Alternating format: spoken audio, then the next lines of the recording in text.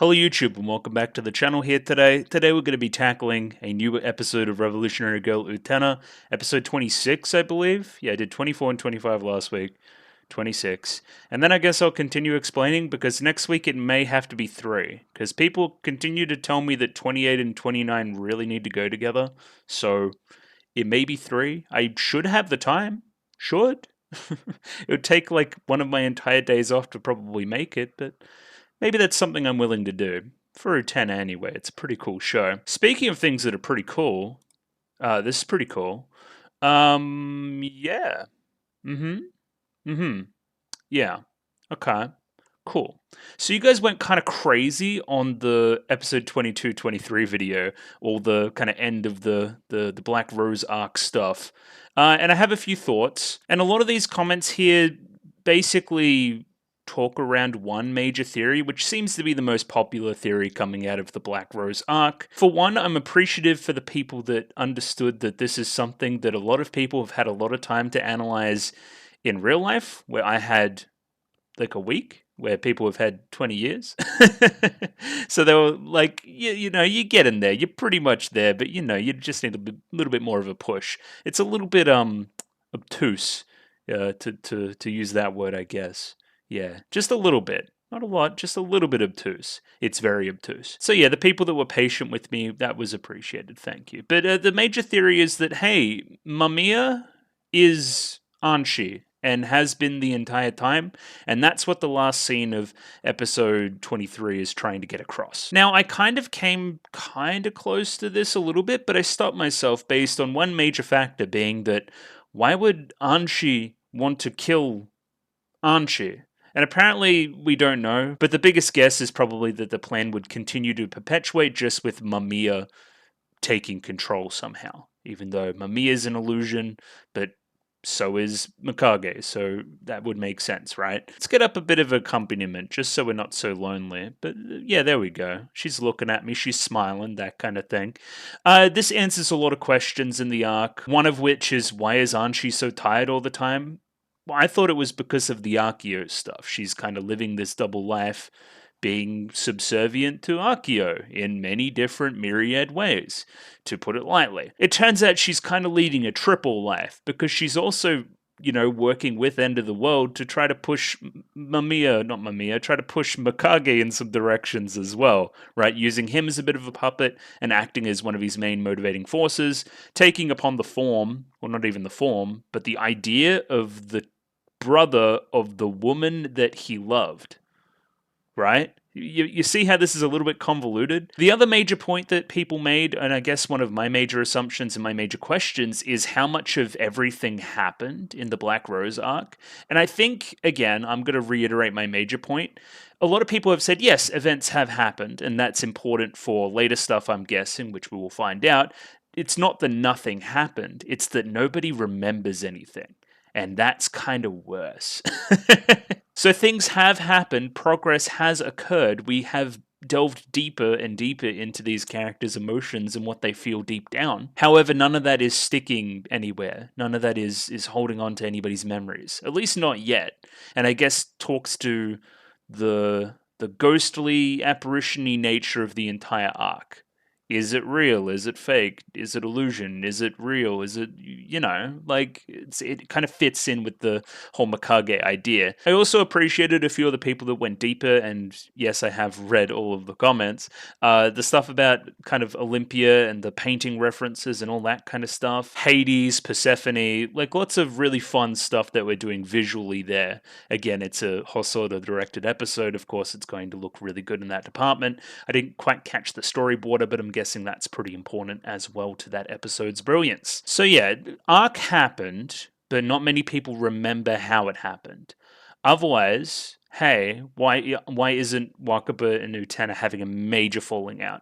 Why doesn't Shiori and Juri kind of tackle their drama that came up, right? Why is what I'm thinking this episode going to be a Kozue Mickey thing? Why isn't that going any further?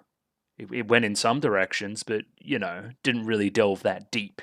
you know? But I guess it gives the audience knowledge. That's the most important part. And I'll spiral that into what I'm going to talk about here, which is Anthy. So now we know that Anthy has literally been playing as a pawn for the end of the world the entire time as it pertains to Mikage, who has a lot of connections to Utena metaphorically, right? What's to say that she isn't acting in that same fashion towards Utena even now, right? And scenes like the really lovely scene in episode 25, where they're kind of holding hands on the bed and in that kind of bedroom and blah, blah, blah, blah, blah.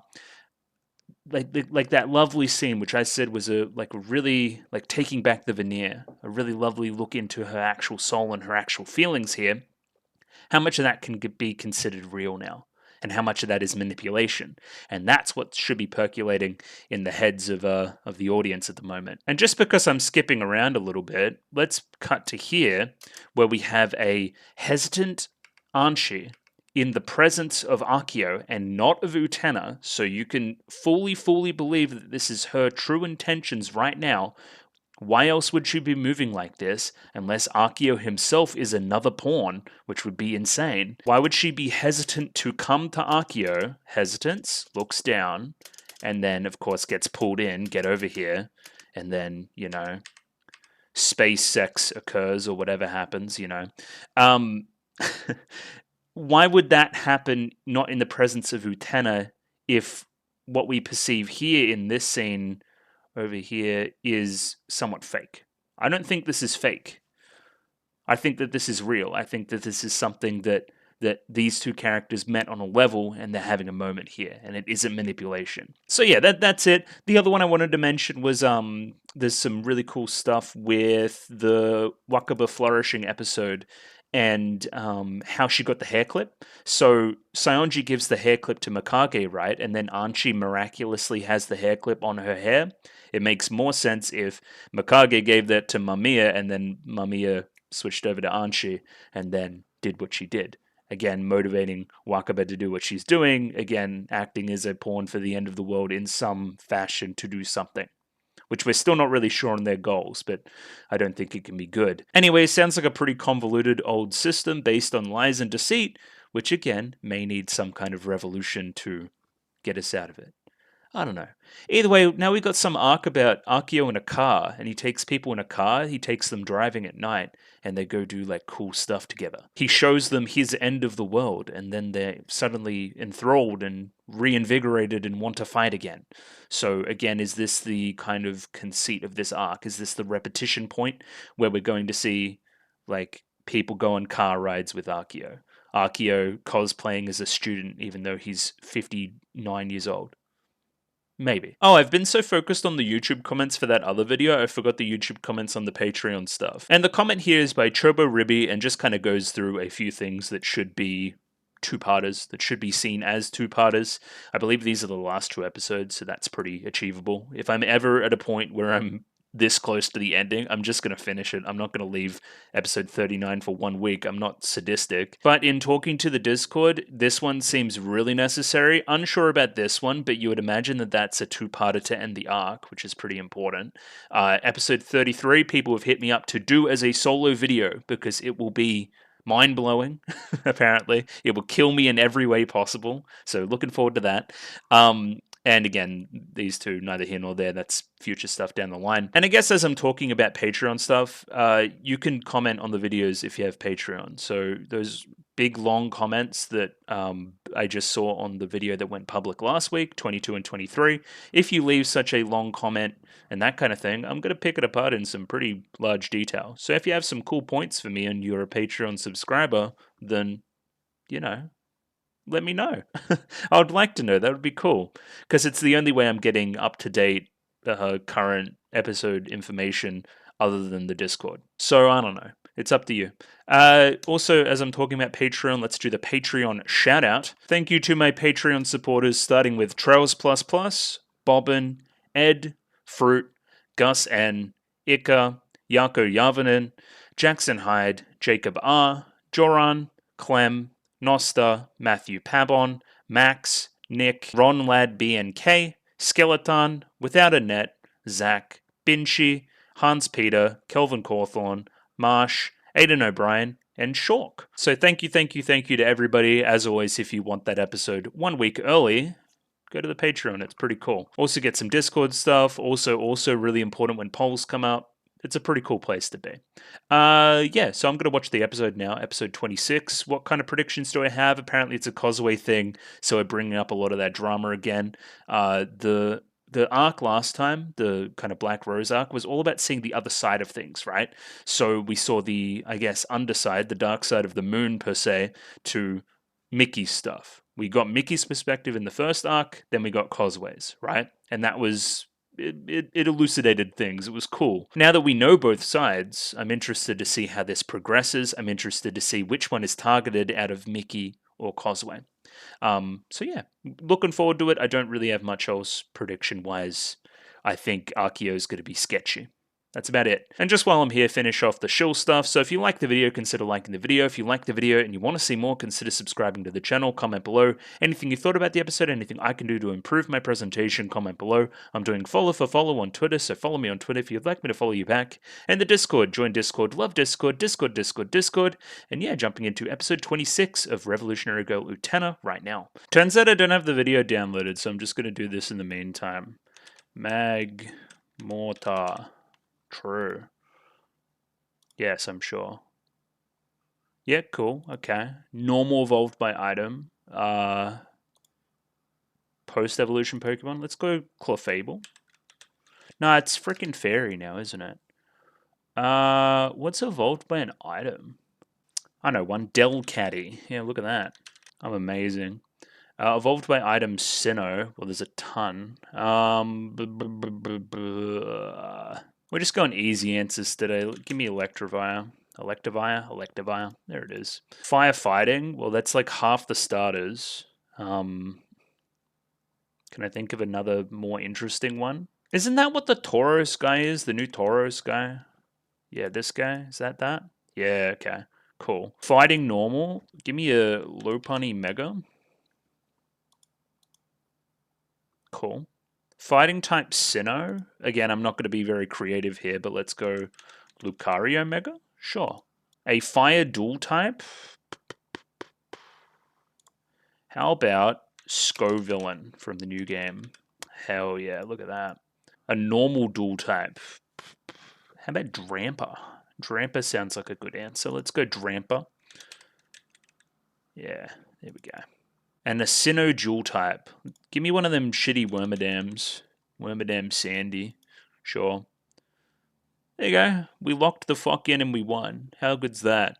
And I think the episode just downloaded, so I'll jump over to that one. I don't know if I'll include this. This is just a bit of a fun thing. Radio, I have episode 26 of Revolutionary Girl Utena up there ready to go after our little detour, if I do include that. 23 minutes and 27 seconds on this video, so sync up accordingly with your copy.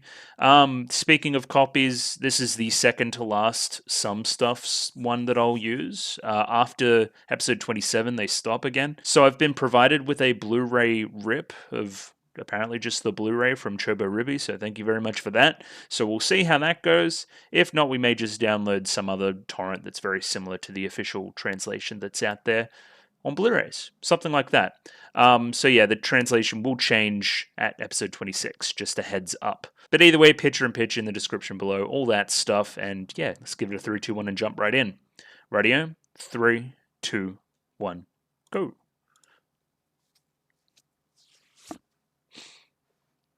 Oh, itchy nose right at the start of the recording. That's really fun.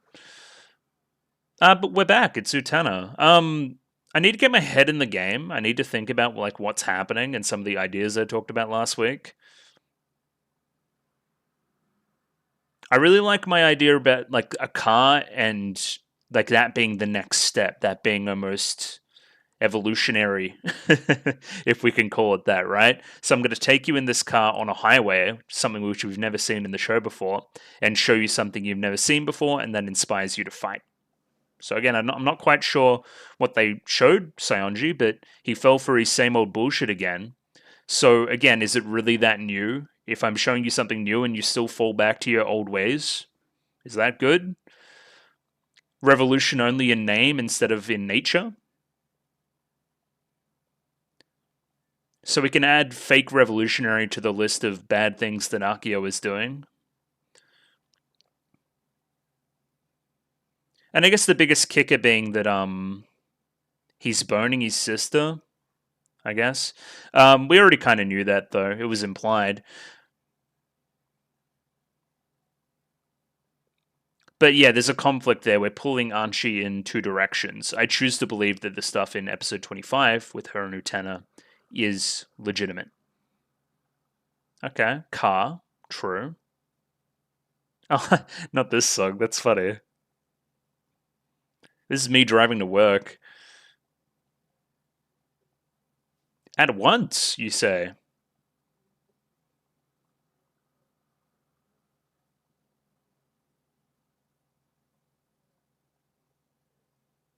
It's too dangerous.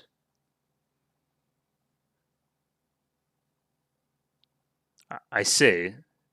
So you reckon she's another step in the plan?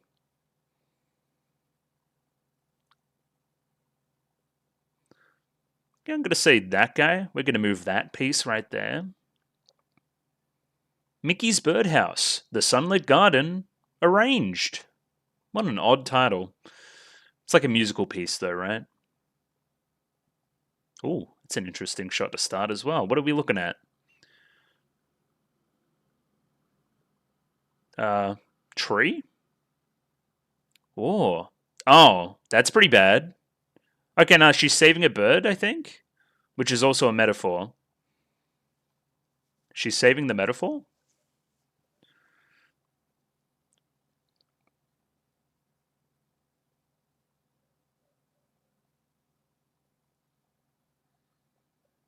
Holy shit. She's got amazing strength.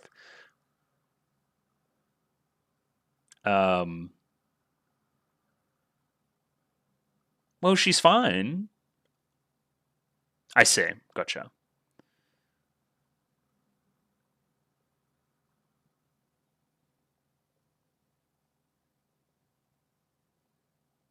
Right. I might need to do a Kozue Mickey refresher.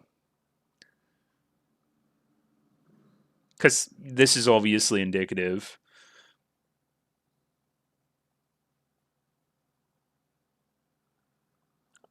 My leg's also broke.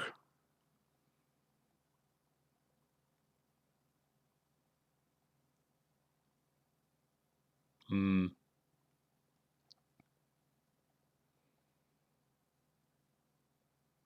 It's okay. It's, circumstances called for it.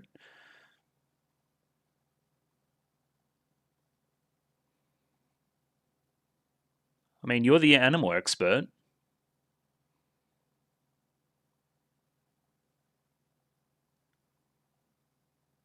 Interesting. I watching Choo Choo.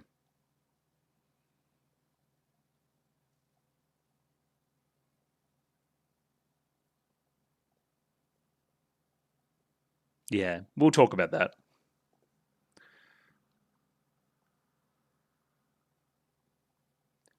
She is. She loves animals.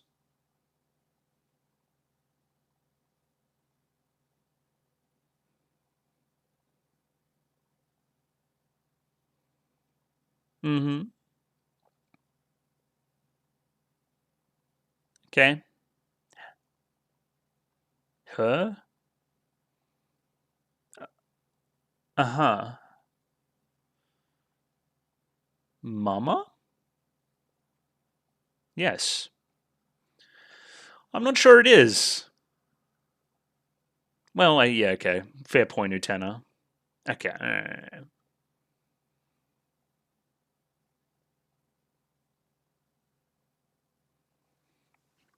So this is very direct so far. We'll see.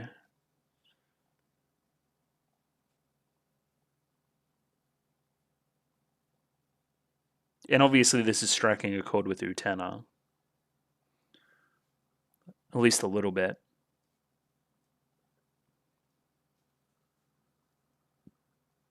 Oh, do you think this is the garden in question? Because they went to their house? Yeah, have you not been paying attention, aren't you? Ooh. Hope you guys didn't hear that. That was bad.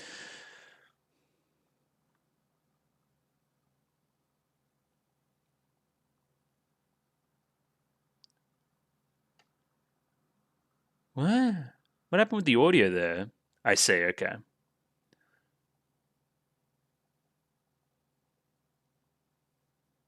Who is her?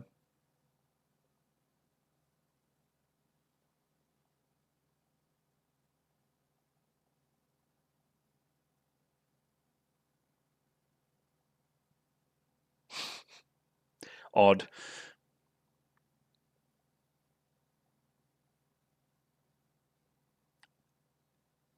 Where's Anthy? There she is, cleaning up, okay. Sibling stuff? You're being weird again.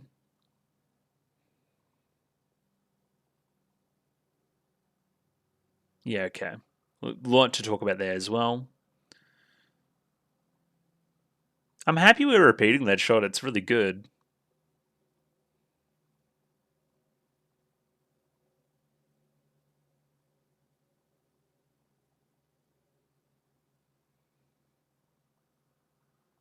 Hmm.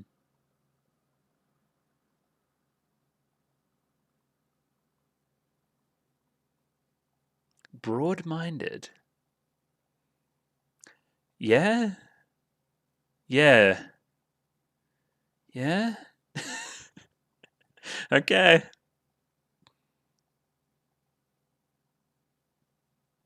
No, not all of the time, no.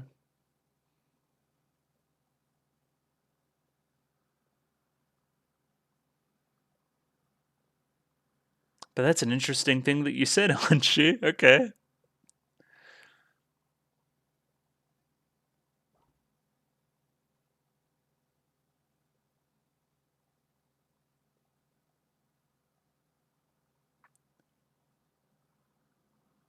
What an odd chair.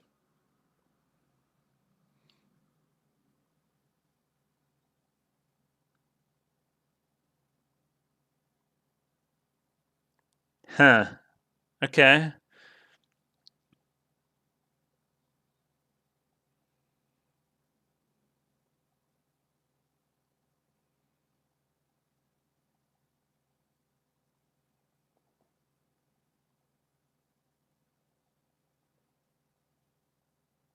Mm-hmm.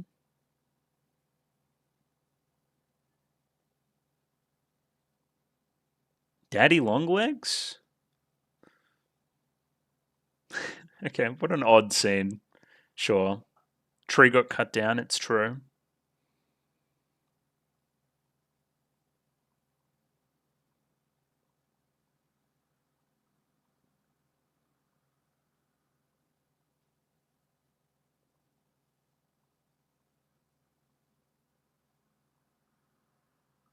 What's happening?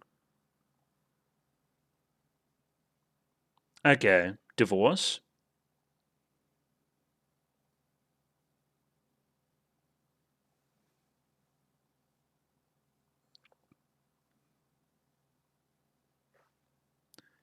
Excuse me, what the fuck? Alright. I mean, it makes sense, but it doesn't. But it does. This one, yeah, this episode I'm seeing very clearly at the moment. Not exactly all the Anshi stuff, but the Causeway Mickey stuff is very straightforward. Hello.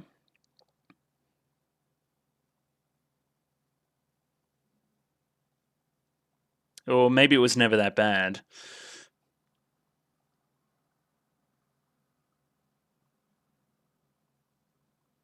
He's in there playing piano. Wait, who the hell's Daddy Longlegs?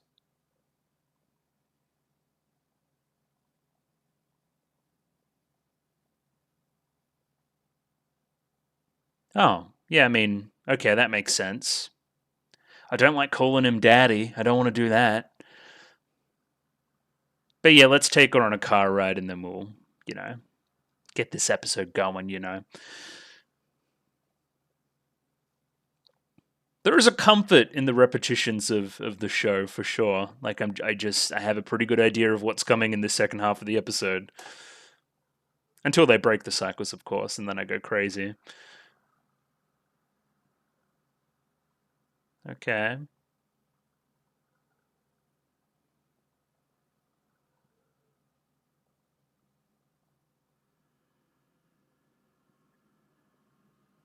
You can never change your mind.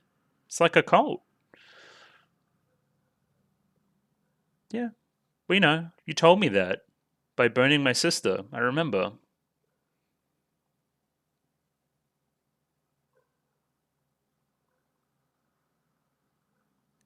Hmm. She's correct.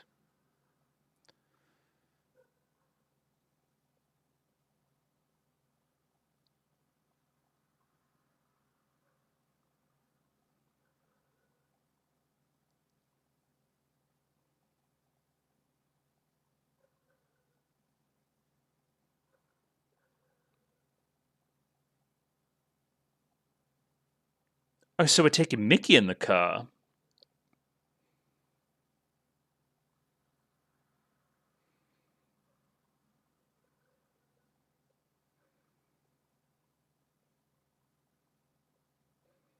Can't you hear the motor vehicle? I do hear it. Oh my god. It's a self fulfilling prophecy.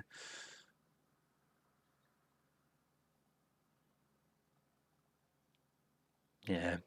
Backstreet Boy. Interesting. I thought Kozue was getting in the car, but Kozue was doing something else with Akio. You know?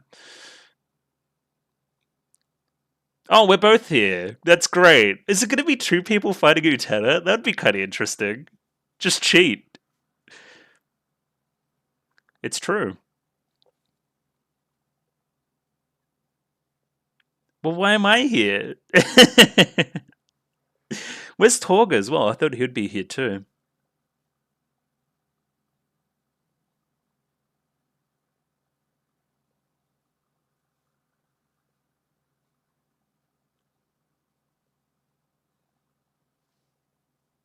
But that was a problem last time, Cosway thought.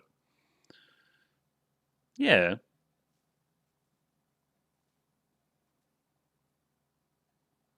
No, you don't.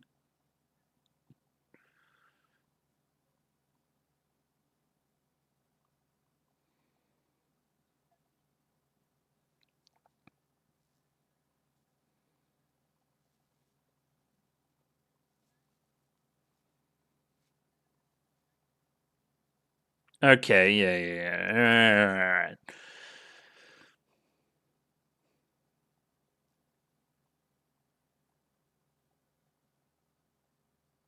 Color is that? Colorblind moment?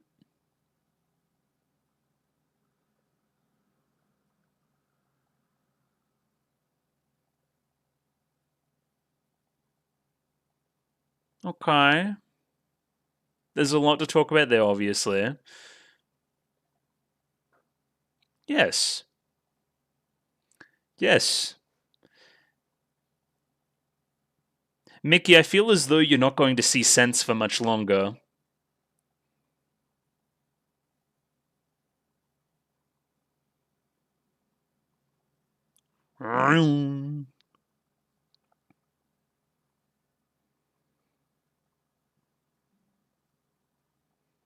Here he goes.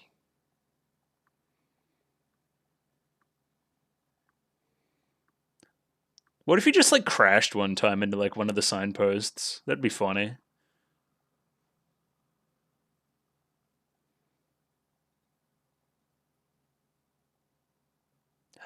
Yeah, okay, cool. Some kind of family tree, perhaps.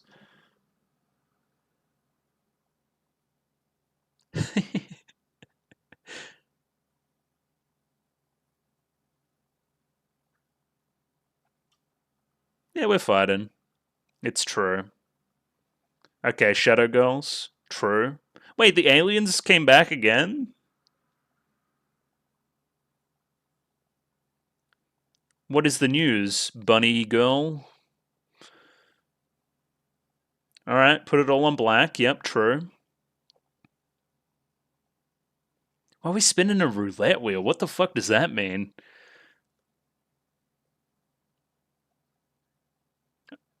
Alright, you lost.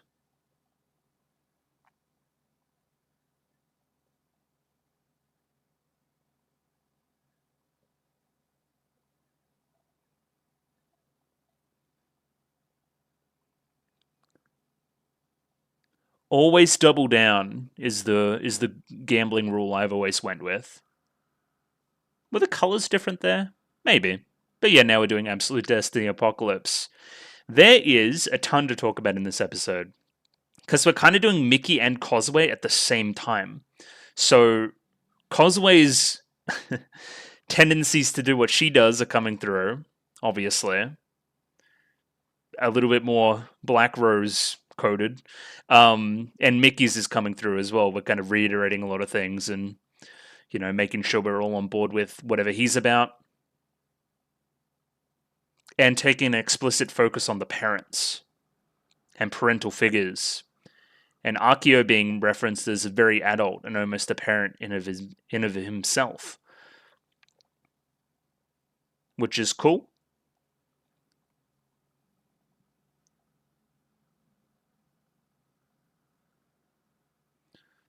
And yeah, I mean, we're going to talk about Anthy obviously playing that villainous role and Akio's role in that. What does the shattering teacup mean as well? Lots and lots of metaphors this episode. What was the little bird walking against the wall? Well, I know what little bird means, but walking against a wall?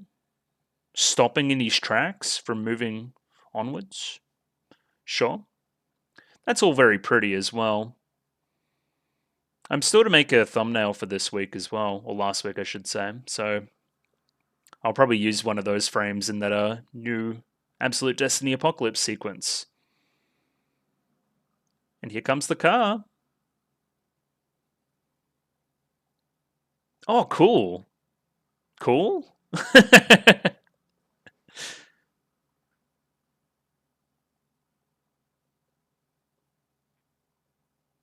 Okay. Sure. Utena, I'm confused. So very true.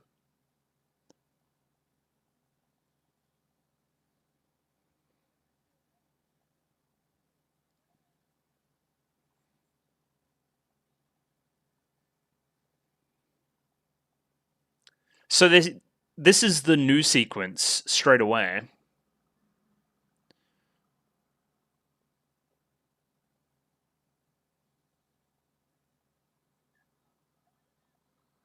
And they say it together, right?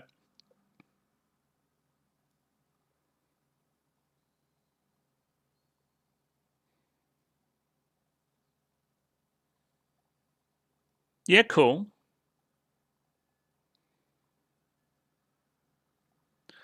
What is a recombinator? Okay, anyway, I'm not reading those. Alright, it's still going to be cars. It's not going to be something else. Gotcha. Yeah, same shot as Sayonji. But she's driving the car? No, she's a passenger in the car.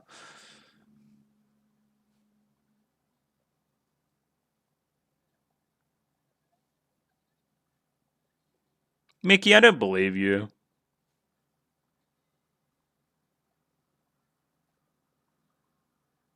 However, I've got a car on my side.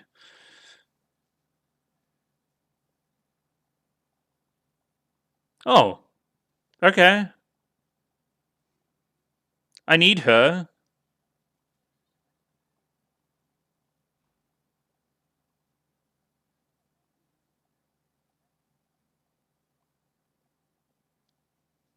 Kinda.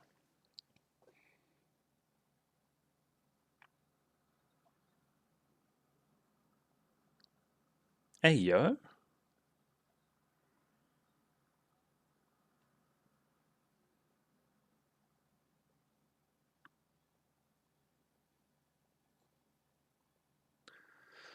What is happening?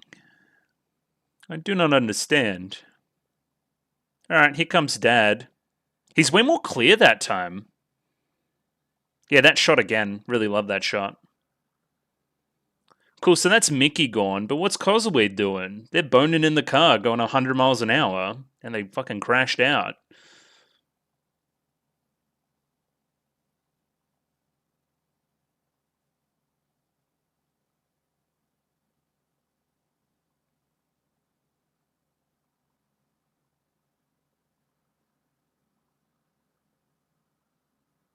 What is happening? Sorry.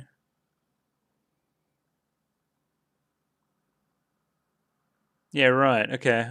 This episode is fucking ideas, ideas, ideas, ideas. Not a lot of it's particularly concrete in a way that's not unenjoyable, but not quite coming together for the best episodes, I think. I think it's trying to do a lot. Um, and again, we'll see how all this finishes up and if all of it kind of connects by the end. I think it's important when going through kind of the cyclical nature of these arcs that we have a little bit of a look at the episodes that came before, and that may help a little bit, right? Because I do believe that the bird metaphor, the cage metaphor, has been used quite a bit earlier with these two characters for sure. The birds on the beds were seen very early as well, associating the two with birds. First mention of the parents, but that's got to play a role, right? Well, not first mention, actually. The parents played a role in Mickey's retelling of what happened and the recital that was missed or whatever.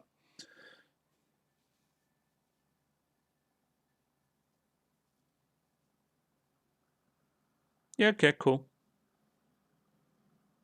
What's next?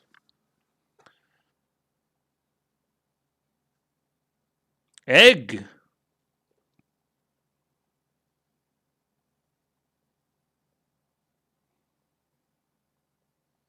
Is this a Nanami thing about an egg?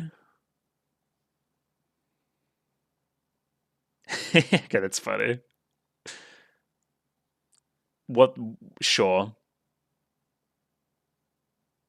Okay, Nanami Egg episode next week as well. Looking forward to that. That'll be in the grand pantheon of ridiculous Nanami episodes. But yeah, let's have a little bit more of a look at episode 26. I think it was 26. Yeah, 26 in a little bit more detail. And we're back. That was episode 26 of Revolutionary Girl Utena. And what did I think? Overall, good episode again. Very intriguing. There's a lot of things that I want to kind of dive into a little bit more. I think we're doing a lot, and that's not inherently a bad thing. It just depends on how much of this a lot turns into stuff that spins off into other stuff, right? Kind of tackling both Causeway's stuff and Mickey's stuff at the same time makes the episode feel a little bit conjoined in a way, which I guess is also by design. I have a ton of questions about what occurs at the dueling arena at the very end, like whatever the hell Causeway's up to here. That's very interesting for sure. In a lot of ways, it plays out very similarly to a lot of other stuff, I think, like a lot of other duels and that kind of thing, like kind of Utena just wins. Archie's role is interesting, though, as well as, I guess, the squabble between Mickey and Causeway that kind of leads to Mickey's demise here. Why does she end up calling him pathetic? We'll go back through the episode and we'll have a little bit of a look, considering again Mickey's past as it pertains to his radiant thing and what that radiant thing represents and who that radiant thing used to represent and that kind of thing. The sequence in the car is very, very direct in that way. A literal blindfold going over his eyes, which is interesting as well. And of course, we've got Causeway, who has a lot of attachment to her brother, wanting to protect his purity in a lot of ways, wanting to protect him from sexual stuff, wanting to keep him the same idealized version of them when they were younger. A lot of things that were dived into during her particular Black Rose arc episode. So yeah, very harshly protective of Mickey. You could see that her actions here at the very end could be protective of Mickey as well, putting herself in harm's way, potentially, being a passenger in a speeding motor vehicle in the place of Mickey, sacrificing herself for Mickey. But yeah, let's go back to the start and we'll relook at some stuff from the start. Just a couple of other interesting visuals that I went back to the other episodes and found. So we have this one from episode 5, which I think is pretty interesting. Just again, the kind of birdcage idea as presented with Mickey, right? And kind of two birds flying free on the beds in episode 15, which I'll get up, like over here a little bit when they're sleeping. Get a good look at the beds somewhere. Yeah, you saw it there for a little moment. Yeah, hang on. I will get it. Yeah, see? Two birds, sky, sleeping in the same room together. They've got beds. This one has a K on it. Does the other bed have an M on it? That's very funny. Pink sheets, blue sheets. Oh, this is great. And of course, the little milkshake cups, which we've talked about before, as well as that scene which I just had up as well, which I guess talks to a bit of Kozwe's particular motivation as it pertains to Mickey. Because when Anthy walks in, shit hits the fan. May talk to what Kozwe is doing with Anthy in kind of the dueling sequence of episode 26. Either way, the episode starts with kind of the Sunlit Garden motif song playing on the radio of the car whilst Akio is driving late at night. Akio's plan apparently is to get Tenjo Utena out of the picture. We don't want her here anymore. Defeat her at all costs, and I believe the text in the end of the world letter, more evidence that you're just the fucking end of the world, right? Or you're the person sending the letters, which I guess we already knew, like that was kind of revealed during the whole Mikage thing. But anyway, I'm getting off track. You sent a letter that said, hey, if you think you're like a real duelist, if you're a duelist with some fucking verve and passion and stuff, if you're a cool bloke, you'll go kill Utena. Well, not kill her, but defeat her and take the Rose Bride. What I feel is they thought that they were in control of Tenjo Utena through Anthy, but I think they feel like the dynamic is swapping a little bit, where potentially Utena may be in control of Anthy at a certain point. And we're afraid of that, and we want somebody else in the picture who's the owner of the Rose Bride, who's going to be somebody that's easier to manipulate, right? Because we know all their buttons that we can press on, and we're less sure on Utena's. I could start with a couple, relates to her prince, but I guess we're already kind of pressing that button to begin with. Again, Utena embodying the prince a lot is interesting in that regard as well. But I guess, yeah, we've got a general gist of the structure of episodes for this arc now. We're going to get all the duelists, or proper duelists again, maybe with some help, to try to take out Utena in some fashion. The descriptor we use here for Utena is the golden goose, and then we step on the accelerator, a lot of fucking extra energy into the car. The golden goose is only valuable because it lays golden eggs. And don't get me started on the eggs. We'll get started on that next week. But okay, golden eggs, break the world shell, revolution, blah, blah, blah, blah, blah. It lays good eggs for us end of the world plan, sure. So the golden goose in Utena is no longer laying the eggs. She's no longer doing her job. She's no longer in control of us the way we thought that we were in control of her, right?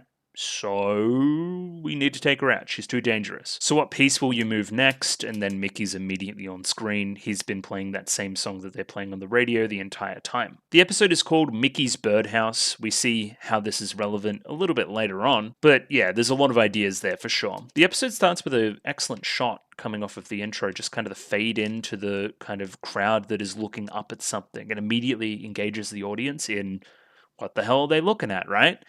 I immediately thought that somebody was going to jump.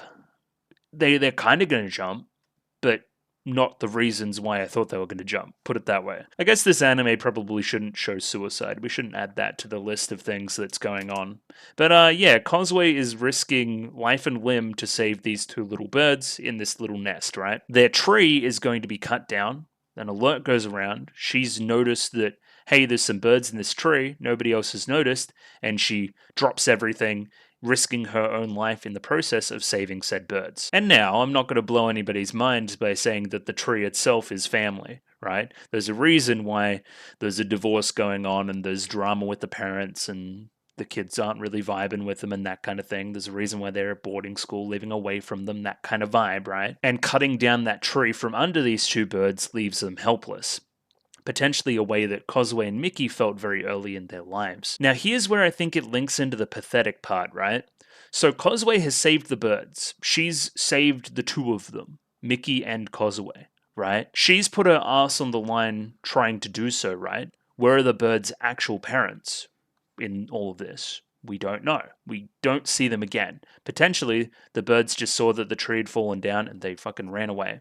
They didn't want anything else to do with the 2 baby birds that were left. However, Mickey at the very end is still looking into the little birdhouse, still looking for somebody to come back and save these 2 kids, right? Somebody to come back and really give a shit about them and feed them and take care of them and all that kind of stuff, right? Is Causeway potentially saying it's pathetic to Mickey to be thinking like this, that the parents would come back, still yearning after the parents in that regard? When again, one of the baby birds metaphorically has already saved them once.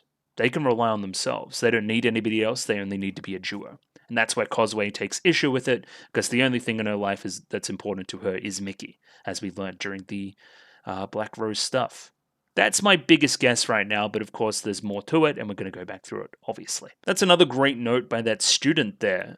She could drop the birds at any point and save herself, but the entire time she decides to hold on to the birds, much to everybody else's surprise. Her grip strength is kind of insane. Again, here's another opportunity. Let go of the nest and put another hand up and save yourself. She chooses not to. Is there an element as well of potentially Causeway seeing that Mickey is down there, knowing that Mickey will catch her and wanting him to do so and then letting herself down a little bit? Because, again, it's heavily implied during this scene that her injury isn't that bad, that she ends up standing on it fine and moving around on it fine, and is kind of using this opportunity to get close to Mickey to monopolize him, especially in front of Anthy, right? Something that Mickey is probably a little bit uncomfortable about. We rely on, I guess, some gossip and chatter from unnamed students for exposition here, but yeah, she went out of the window and onto the ledge to save the little birds before the tree got cut down. Utena finds a way to say the worst thing possible for Mickey, which is, you should stop doing these dangerous stunts, Causeway. You really worry Mickey. Which again gives Causeway the idea there that she's very important and that kind of thing, blah, blah, blah, blah, blah. You could almost, it's a very golden day. It's a very radiant thing type day as well. Well, that's great too. So I put the 2 bags down here, right? And we've got one bag leaning on the other bag, much like how Causeway is leaning onto Mickey during the early portions of this episode. Just neat. It's nice when the bags can tell the story. Real K-On! Vibes too. If you know, you know. Now this I wanted to talk about as well. So hey, we've got the birds home, then this little shoebox type thing, and Anthy kind of jumps into action. As we know, Anthy fucking loves animals and shit. It's like her favorite thing in the world. And I think she loses herself. She for a moment, she loses all this Rose Bride stuff. She loses all the other stuff that's surrounding her in this world. She's potentially floating away from reality, from everything else that should be her focus at the moment, and just focusing on something that she enjoys doing, explaining to Mickey how to care for 2 birds. Awesome. More of this from Anthy. So again, in the background, Choo Choo, always a view into Anthy's internal, is floating in the background before being grabbed by Utena, where Utena notes that the conversation is flowing for once. It seems like she's being a little bit more natural. But I think in this time, grabbing onto Choo Choo, that kind of alerts Anthy to jump back into action as well. I've grabbed you, stopped you from floating. I said, hey, this conversation's floating, but in that way we've also reminded her that it's floating and that she needs to be more time on task. Maybe that's a bit of an over-analysis, but I like to think it's true. Anthy then brings up the next crucial point of the episode, where in truth it would be best to return both of these birds to their parents, something which Mickey is pursuing through a lot of the episode. And as soon as parents are mentioned, we're going to try to kick Anthy out of here, right? Causeway is able to stand up, where she couldn't before. She couldn't weight bear or anything, and now she's randomly able to do so. The mention of parents as it pertains to the 2 birds, especially after what you did and the parents weren't there, disgusts you. You kind of want to walk away from this conversation now, especially with the context of Causeway already reading the letter here. She's already read the letter from Mom and doesn't let kind of Mickey read it either. Or the opposite, Mickey's already read it and Causeway hasn't? I don't know. And then we get it's really interesting. We get that little piano sting of the radiant thing, and we see a couple of images. We have a very, very young Mickey and Causeway here. We can actually see the beds there in full detail. Very, very cool. Kind of 2 children going to bed, almost waking up, right? See the 2 parents there. And yeah, Causeway's the one that refuses to read it, right? Interesting. She doesn't want anything to do with the mother. Again, like the little birds. I don't want anything to do with the parents here. Because Mum walked away. Because I think the parents got divorced. That's the idea, right? So the parents got divorced when they were young, and that's probably spiraling out into some stuff. Mum went away. There's a reason why she needs to send letters and can't just call. Maybe something like that. And of course, Utena's interested. She doesn't have parents. She was an orphan from a very young age herself. So whenever mothers are mentioned or parents are mentioned, she's kind of interested. I think this will spiral out into some Akio stuff, right? You've got parental issues. You say Akio seems very adult, but there's also potentially a romantic element to it as well, which is getting into some weird areas, but you know, it's Utena, when are we not in weird areas? Yeah, Cosway just says it right here. We don't need parents, we're wild animals after all, looking directly at Mickey. Like, if you can't make the metaphor any more obvious, there it goes. But of course, Mickey bites back. Don't say that, father and mother always worry about us. Oh no, now he got all serious, now we're gonna throw that letter away. Cosway doesn't want anything to do with it at all, which shocks Utena. Utena's like, oh shit, really? People can have bad relationships with their parents? Oh no.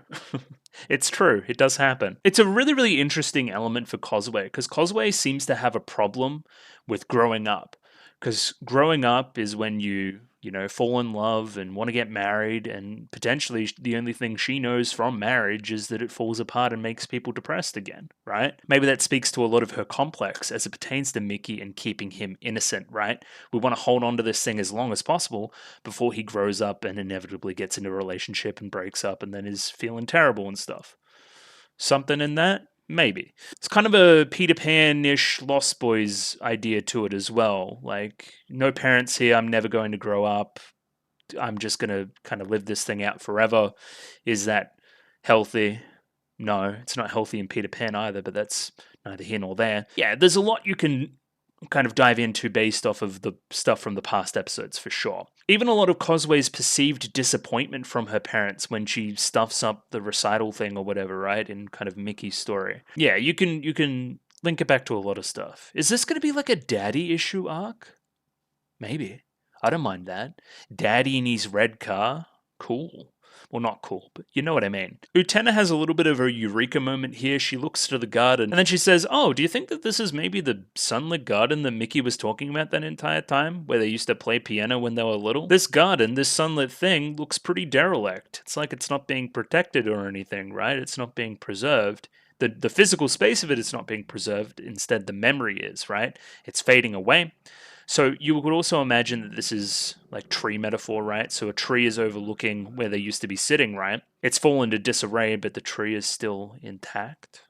Maybe something in that for sure. So Utena looked at it and she said, I was expecting something more. And then the audio cuts to Akio's voice, where he questions what Utena said. That implies that Anthy is reporting directly to Akio about this conversation, right? Anthy is then being pressed for further information, but she doesn't know. And that troubles Akio. You can see here he's kind of tapping his little spoon, right? I simply do not know, then tapping the spoon. He's thinking. He thinks that this is trouble, right?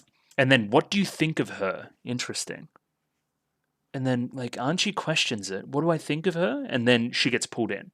So Akio is fucking terrified. Akio is terrified of Utena for sure. Like, what do you think of her? Tell me. Pulling her close. Anthy, you're like my biggest asset at the moment. You're like the most important thing to all of this. If you're somewhat not telling the full truth about Utena for some reason, or something else, or getting feelings, or I don't know what, right? Changing your mind about things that used to be pretty sure about. I need to know about that. Pulls her close, uses all these kind of male manipulator tactics to get that kind of answer out of her. The teacup shattering as well is probably something. There's probably a teacup metaphor somewhere in the show. Let's face it. But I'm not getting anything. Nothing's coming to me right this moment. Utena then kind of walks into the room. I thought that maybe something else was going to be going on under the couch here, but it wasn't the case. Instead, Utena walks over, sees Akio, calls out to him, and then notices that Anthy is picking up the broken glass. Is this how things should be? Maybe that's coming through in Utena a little bit, right? And then, am I not butting in on sibling stuff right now? And then Akio's weird. What do you mean, sibling stuff? Are you not family with us? You're being odd. Yeah, we're keeping an eye on Anthy, for sure. Yeah, something's changing here. Something for sure. I foresee a moment in the show coming up at some point where it's going to be Akio's got everything in place, he's about to land the final blow or something, and then Anthy turncoats on him. Something like that.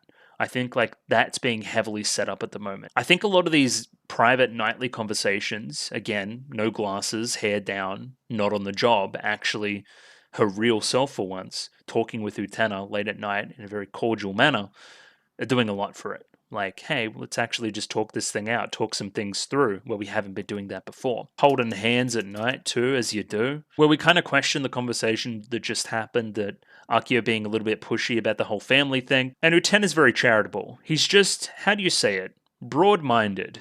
Yeah, he's pretty broad-minded. Anthy says, my brother is, well, let me think about it. He's very adult. Yeah, because he's fucking 57 years old, and to me he's like a parent, and that's when we get that link in, that hook in, that's going to link this into the Kozue Mickey stuff a little bit more. And also Utena, for the record, right? If Akio wants to position himself as a parental figure to Utena, right, then that puts him in a position of power, and then this whole episode is about listening to your parents or not listening to your parents or whatever else, right? Like, he wants to be like that in Utena's mind. So is potentially Anthy planting seeds right at this moment as well? It's hard to say. This is a really weird tangent as well. So then we get to talking about Mickey and Kozue after talking about parents. Do you think that fathers and mothers always care about their children? And then Anthy responds with, could that be because of their genes? Is it in their genes to not care about their kids? I don't know what that is. Family trauma? Generational trauma being passed down? What are we talking about? Yeah, it's a very harsh way of looking at it. But I think, again, that's more to your point. Do you think it's in my genes, it's in my DNA for me to be the way I am? Is that something that I can overcome? Okay, so it's less about Kozue and Mickey, it's more about Anthy. So again, my brother is very adult. Do parents always care about their kids? Does Akio always care about me? The kid sister in all of this, I guess? Could it be because of their genes? Could it be because of their purpose that he treats me the way he does? And Utena says, that's a harsh way of looking at it, and it's like, you don't have to apologize, forgive me, blah, blah, blah, blah, blah. Yeah, again, it's more to Anthy. It's more like, am I cursed to be this way because of the people that made me, right? Or can I choose my own destiny in a little bit of a way, right? Hopefully, yes. Hopefully, yes. Then we've got the student council. They've received another letter. The letter says, fucking murder Utena at all costs. Steal the Rose Bride. If you truly are a duelist.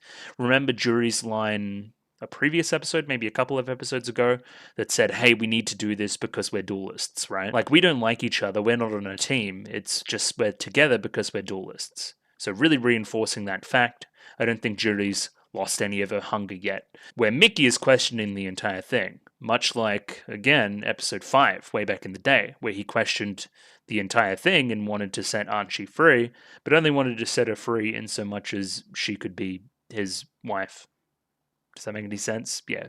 Not so great there from Mickey. Nanami's fucking out of it. She's in the massage chair. I don't want to think about what this means, but sure. There's a bunch of chairs and they're empty. What does any of this mean? Were they playing musical chairs with like way too few people to make it make sense? Maybe. I don't know. Yeah, then Mickey's chair falls over. So again, chair equals duelist. Chair equals participator in the system, right? Where you two remain seated, you're not moved yet. Where Mickey stands up, he doesn't want any part of this shit. He will change his tune by sitting in potentially a driver's seat a little bit later on in the episode. Yeah, that's great. Stands up for a moment in this scene before sitting back down again. So, yeah, that's all well and good. I stand up out of the system, making a stand, right? But when push comes to shove, I sit back down. When push comes to shove, I become a duelist again, right? So, again, standing up, way back here, standing up, into, oh yeah, sit back down, go back to my old ways, right? And this is the line here, if dueling means letting selfish adults manipulate me, this is where I stop.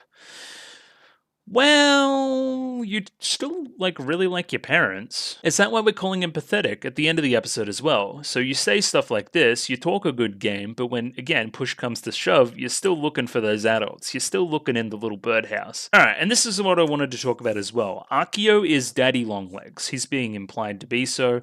Daddy Longlegs is already somebody that is known to Nanami, mostly through Akio's connection to Torga, you would think, right? Yeah, the end of the world's true nature remains unknown. He might be a nice person like Daddy Longlegs for all we know. It literally is. Do you know that? Or was that just a good guess? The nickname Daddy Longlegs is interesting too, and I'm probably just going to look it up right now. He does have long legs, and he's a bit of a spider, but Daddy Longlegs also aren't particularly venomous. I don't even think they can pierce our skin with the fangs, so they're harmless, but they're big. Yeah, I'm not getting anything super direct there. If you guys have anything that has to do with that particular spider, even if it is that, I saw another couple things for a meaning for Daddy Longlegs, but I don't know. It may just be because Akio's a daddy that has long legs. That may just be it. After that meeting, we return to Mickey, and he looks down at the stump of the tree that has now been cut down that was housing the two birds. It's not very hard to see what this tree being cut down has represented. It was divorced. The tree that was holding the two birds as they grew up, no longer here. No longer have that support. The two parent birds, who fucking knows where they are? It's, again, metaphor for divorce. And upon seeing that, we immediately cut to the phone call that explains it as well, where Mickey is also lying for Kozue. So yes, we read Mother's letter. No, Kozue and I aren't against it. So in Mother's letter, it potentially said that Dad is remarrying, right? And then Mickey's putting on the brave face, obviously saying, oh yeah, it's entirely up to you, you know. But I don't think we'll be able to come to the wedding regardless, right? But at least we can send a telegram. Again, I don't really know what time period it is. I saw this and got very confused. I was like, what's going on? The dad tries to tell Mickey who the new mother is, and then, yeah, okay, no, we're not going to give her the phone. That's fucking Anthy, bro. So, okay, this is further part of the plan by Akio? This is pushing Mickey and Kozue into a corner. Now, again, I don't know how much we want to do this, but we can. There is a lot of evidence in this episode to start talking about Sigmund Freud and the Oedipus complex, I believe you say it. But just for those that don't know, I don't know, it's a psychoanalytic theory proposing that children have possessive sexual desires for their opposite sex parent while viewing their same sex parent as a rival, and that the complex is resolved when children overcome their incestuous and competitive emotions and begin to view their same sex parent as a role model. What an odd thing to say. But it's coming through with both Mickey and Kozue this episode in a big way. So the most obvious example is on screen right now, which is this stuff, right? Like, this is, like, literally my new mother is going to be the woman that I've fought for a couple of times already. Whilst Kozue pushes away her mother's letter, right?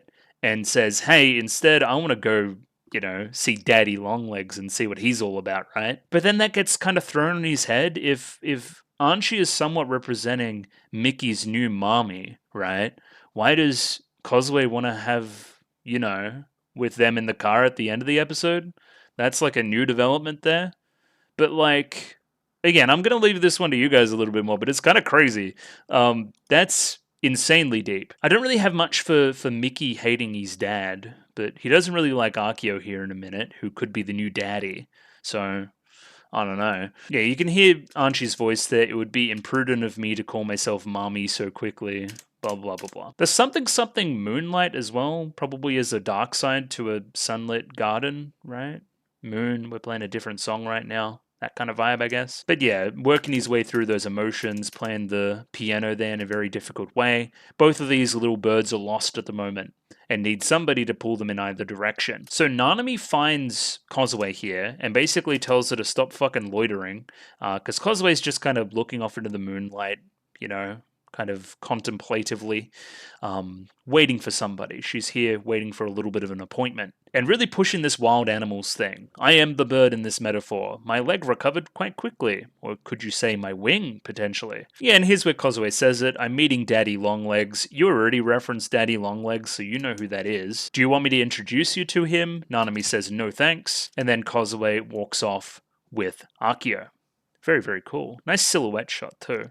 We always love a silhouette. So again, Nanami knows completely who that is and what he's doing. Well, maybe not what he's doing, but you know, they both call him Daddy Longlegs. Does he tell them to call him that? That's an odd thing to say. And now this is reflecting episode 5. We have Torga coming back into the picture to push Mickey further into the game again, probably at the behest of Akio and the end of the world and blah, blah, blah, blah, right? Of course, Mickey is just kind of taking out his frustration with the piano at the moment, right? More than anything else. And here's the other metaphor. We have a little bird, so either Mickey or Kozue, and based on who's in the scene, you would imagine it's Mickey, walking in a robotic fashion and then hitting a wall. So almost as if you're robotically walking in one direction and then are stopped by something, you keep stopping yourself almost, need to be wound up again by somebody and pushed again. You know, like they're about to do with the car. And Torga tries to go with the same tack to convince him again, right? Like, you've got to seize some things by force, my dude. The kind of same thing he tried to say last time with Anthy. So if you're really into Anthy and want her as a radiant thing or whatever, who again is also now your new mommy, you've got to, you know, jump in and be like a real fucking manly man and do that shit and take her and whatever. Again, the bird bumping into the chair there, and it's like, oh, is that how far you go? And then we're going to set it off and put it in another direction. Again, you're just a toy to us. And then I don't know what the part with the piano is. He says, you know, it doesn't get passed on merely being beautiful. I don't know what that is. And then, yeah, we do the same old shtick where we're going to, you know, gaslight people into thinking that a car engine is starting. Like, if you hear the sound, then your soul truly hasn't given up. And then hit that cue. Akio, rev the engine. It's like, yeah, do you hear the sound that races? Yes, I do. Oh my god, you're so right. Gaslit. And then Backstreet Boy Torga tries to pull us off into the car ride of doom. Then the music starts up. I thought this was the sequence that was going to be repeated. I was correct. Here's the Kozue Oedipus complex stuff, right?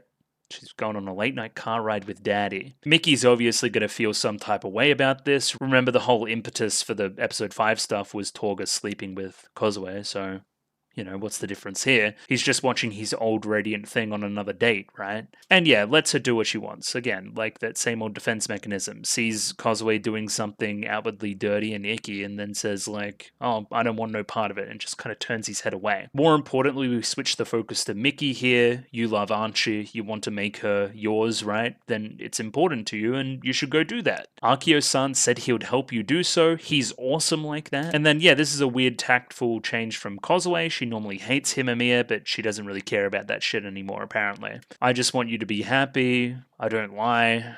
I don't know. Kozue's telling little fibs, I think.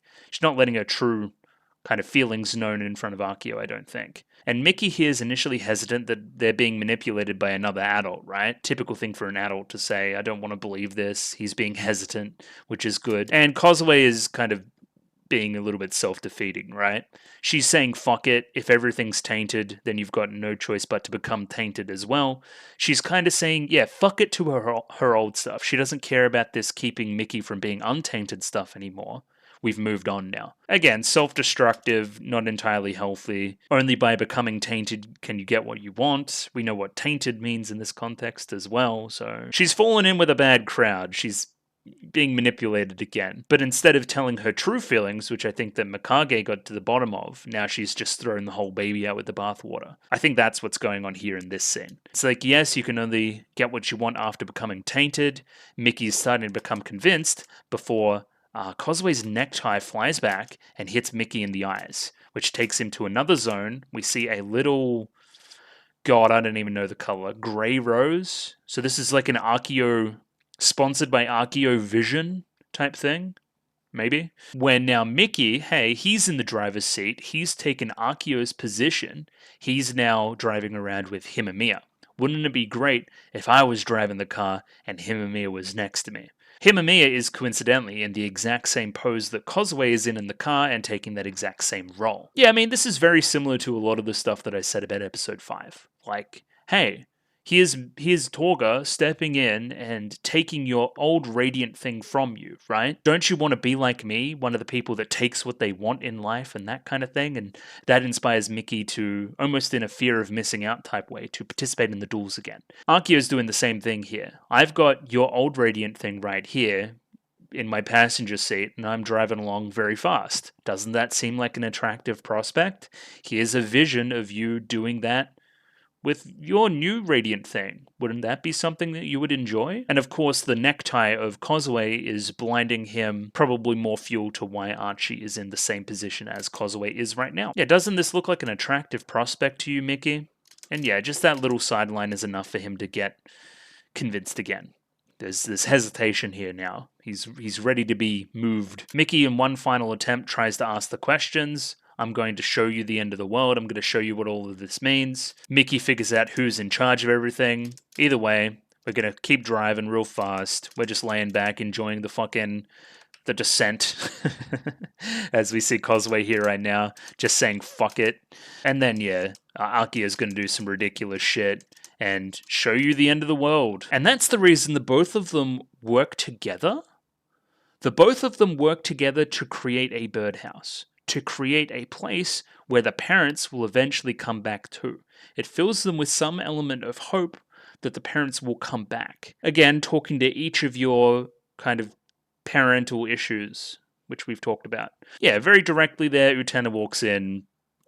Maybe the parents will come back if you build that birdhouse. And then, yeah, we're both going to look at her. We're going to give her the rose, and we're going to duel. With that, we hear them kind of UFO sounds again, and the UFO crashes again, and we're into a new Shadow Girl segment. And the idea of this particular segment is a casino. We're gambling, it's roulette, it's entirely binary chance, which is interesting too, because we're putting it all on black. We're putting our entire purse on black because we have to gamble and win eventually. That's just how it works. The roulette wheel then goes around, it lands on red, we fail. Miss, didn't you say you had never once gambled before and that you hate it? You're the one who told me to try it at least once. Okay, there's some kind of temptation here. That's what we're getting across. We're tainting Mickey, I think, right? We're giving him a little bit of a taste, right? And of course he won't fall for the same thing again. He won't double down on the same thing again, right? Because I think we're saying that the first time we gambled with the whole purse, that was the Torga one. That was episode 5, right? Surely Mickey won't fall for the same thing again. He's falling for the same thing again. Hence, I'm going to go and put my whole bank account on red now. And then, yeah, the whole time, the house always wins, right? The end of the world always wins. We're just moving these pieces around. You're simply a sucker that's now addicted to gambling. That's what I think is being gotten across. I really like these lighting cues in Absolute Destiny Apocalypse as well. I'll watch through it once again just because it's kind of new and very well animated. There's a lot more symbolism of Anthy and Utena together, for sure. There's also some tree stuff here, so tree is like structure, tree is growth, tree is life, tree is also blooming roses, rose bush.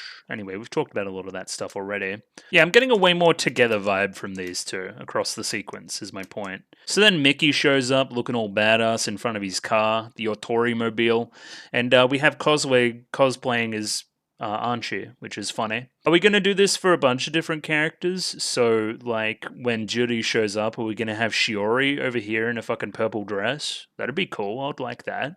Or maybe a orange dress, right? Because that's Juri's color. Anyway, I'm getting ahead of myself and thinking about Juri, which I never do. Never in my spare time do I think about her at all. Yeah, for once, Mickey and Cosway are on the same page. They've seen the end of the world. They're motivated to do the same thing. They're even on the same page as it pertains to parents and that kind of thing. And we're seemingly using this new sequence that we kind of uncovered in the last episode, where it's almost like Utena and Anthy working together to produce the sword rather than Utena just grabbing it and using it, right? There's a duality to it rather than a one masculine figure lording over the one person and using her as a weapon, right? It's more collaborative. It's cool. I think personally that speaks to a change of heart of Anthy. Anyway, we'll read the song and then we'll come back through for all the other stuff. Existence, a marvelous alchemy, base metal to noble metal. Okay. From left to right, the beginning and the end. Destruction, a hunt, a wild dance, a feast. Okay, lots of stuff there. Beginning and kind of binary stuff again. True. Destruction, a hunt, a wild dance, a feast. More kind of binary stuff with hunt and feast, I guess, a little bit. And wild dance is like Cosway's wild animal stuff, I think. Yeah, because the wild animal stuff and like kind of sex and being tainted, that's a side to it as well, I think, that I probably should have been talking about. Nativity, an invisible alchemy, a man-made recombinator? What the fuck are you talking about? So nativity, the only nativity I know about is the nativity scene from, like the Bible. The birth of a Messiah? Oh my god. Sure. From top to bottom, reshaped and misshaped, Books, anonymity, indulgence, disgrace. The world is unaltering. I am unaltering. Unalter, altering, Terrangun, ingunal, okay, sure. Halt, fowl and fish that spins in circle. Halt, egg and bed that seek to deceive. This one's crazy. I don't know where to start with these lyrics. Bed that seeks to deceive. The bed of the egg is like the nest. The parents? What they've built hope to deceive? Halt, ship and coach that dance in the ways of old. Halt, sea and falls that overtake me. Glimmering reverie, wavering imagination, clattering fantasy, slithering something, rustling delusion, flickering creativity, fluttering ideas, quivering supposition, birth and immortal alchemy, space, time space, the cosmic egg, philosophy crystals, Rosencreuz. What the hell's a Rosencreuz? Yeah, some religious something that's going over my head, sure. Purity, harmony, perspective, I, the future, the past, the present, glimmering origin, wavering solitude, clattering maze, slithering space-time, rustling reminiscence, flickering memories, fluttering evaporation, quivering something, I, the future, the past, the present, just absolute delusional hours with that song. Holy fuck, I got nothing from that. If you got anything from that, more power to you. I got fucking nothing. That was premiere Utena just yapping as a show. I don't... Ideas, you know? Either way, we had a sequence there of kind of Mickey pulling the sword from Kozue in a very similar way that kind of Anthy is pulling the sword from Utena, or Utena is pulling the sword from Anthy. Yeah, kind of Kozue pulling the sword from Mickey, and then Anthy pulling the sword from Utena, which is interesting too. Then the cars all spread out of the ground, which is probably the gimmick of this kind of dueling arena, this arc. And yeah, we get a very similar shot to Saionji, but somebody's in the car this time, right? We've got Kozue in the car, still in the passenger seat, which is interesting as well, as Mickey is running around trying to fight Utena. And Mickey's saying some pretty generic stuff about taking the Rose Bride and whatever. You've gotten better, however. Yeah, there's some cool fight animation there. That was a really cool cut. Like right there. That's some cool stuff. And here's the interesting stuff, I think. So now we have Anthy in the driver's seat of the car, whilst Kozue is sitting in the passenger seat, and we have a little bit of a conversation. So here is Himamiya playing a role in a scene where that role and playing that role directly helps Utena. Again. Is Akio watching this? Because, okay, if you want to take out Utena, and you want somebody else that's more manipulatable to replace her, right? And take the Rose Bride and do all that kind of stuff. Then why is the Rose Bride actively fighting against you in the duels? Because again, Anthy explicitly knows the inner working emotions of these two characters and how this would make each of them feel. So Kozue has a thing for protecting Mickey against growing up by outwardly portraying sexual stuff to him and making him feel bad about it and whatever, right? Pushing him away, keeping him young, keeping him pure. Mickey has a thing about his radiant thing, or should I say radiant things, being taken away from him. So, what kills two birds with one stone, pardon the pun, is Anthy here manipulating Kozue into doing her old thing where she has sex in front of, well, not has sex, but does romantic things in front of Mickey to push him away, as well as shattering Mickey's radiant delusions, right? Remember the whole part of episode 5 or whatever is that Mickey's delusion here is broken as she sees Anthy cheering for Utena, right? Like, oh no, she's not a princess that needs saving anymore. She actually doesn't want me to do this. I'm actually the bad guy here. And realizing that, she does both of these things at the same time in the same move, whilst in the driver's seat, while she's in control, right? Even a part of it where Kozue is kind of brought in by an amazing power. There's also a part here that kind of directly denies the Oedipus complex stuff I've been talking about as well. Because whilst Anthy is Mickey's new mother, she's also Kozue's new mother. So that's kind of something as well, right? Normally, according to the complex, you're meant to push away the same-sex kind of component in the kind of parental relationship, and that's not what's happening here. So she's kind of breaking everything through one fell swoop in this particular scene. Yeah, Mickey getting distracted, looking at Kozue, again wanting to protect her instead of focusing on the battle at hand. Show me that power. Blah, blah, blah, blah, blah. We're going to go smooch now. Mickey, you'll lose if your eyes keep wandering. The lights go out, the spotlights go on, and lo and behold, Mickey is the one to lose. As the prince descends, all the headlights kind of combined there.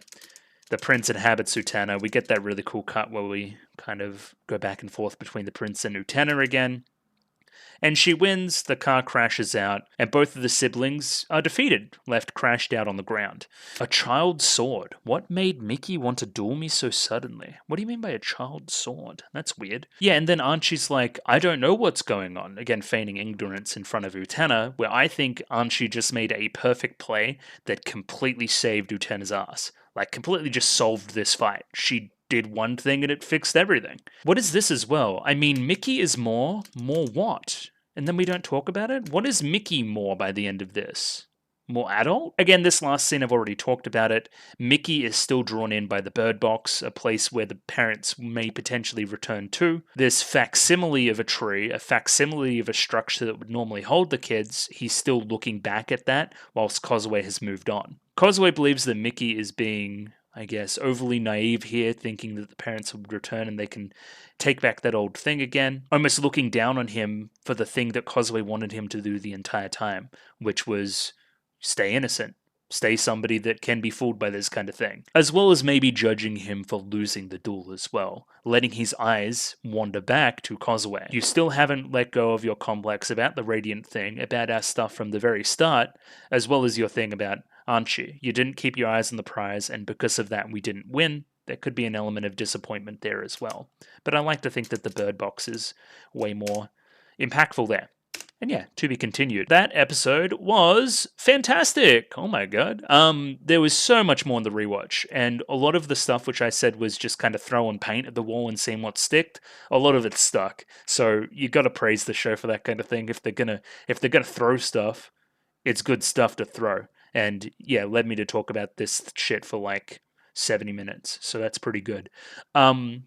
I will return next week with an amount of episodes. I do not know what that is yet. It'll depend on schedule. It'll depend on what Discord tells me. That kind of thing. As always, if you want to be that 1 week ahead, you can access the Patreon at your leisure. Either way, show stuff. So if you like the video, like the video. If you like the video and you want to see more, consider subscribing. 1,033 today, which was a good number. I liked that number. So I just mentioned it now. Comment on the video, especially if you're a patron, if you want to get it read out, that kind of thing. A comment always helps me improve. Twitter, follow me on Twitter and I'll follow you back. And the Discord. Join Discord. I love Discord. Discord. And yeah, I'll catch you guys next week for more Revolutionary Girl Utena. Thank you for watching this week and I'll catch you then. Bye-bye.